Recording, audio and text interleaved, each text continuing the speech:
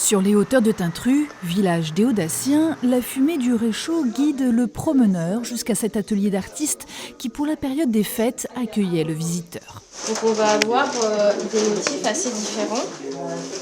Voilà, et en fonction des épaisseurs des mots, vous allez avoir des niveaux de profondeur aussi différents. L'association Terre-Plein réunit une quinzaine de céramistes autour de l'artiste de renom Thiébaut Chaguet. Sandrine Bringard, qui a fait une partie de son apprentissage ici 10 ans plus tôt, a participé à la dernière cuisson, des pièces en terre cuite au four à feu de bois, dit Anagama. C'est l'énergie du bois qui vient cuire les pièces. On n'est pas du tout, on est sur quelque chose d'assez naturel.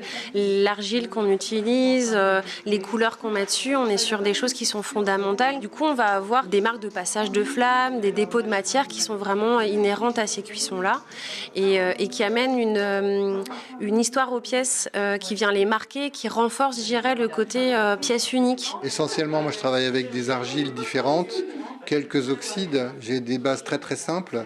Et après, c'est l'observation, c'est de voir les résultats, de voir comment les associer.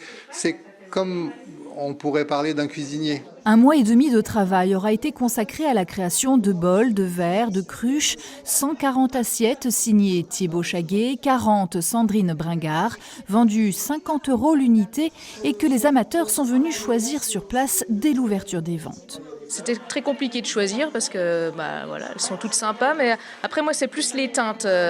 La teinte de celle-ci était un peu différente des autres, donc pas de celle qui restait en tout cas.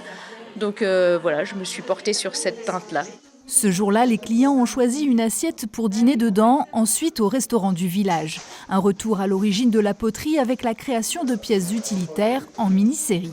On me connaît sur des pièces plus sculpturales, mais mon travail de fond, c'est la terre, c'est la poterie.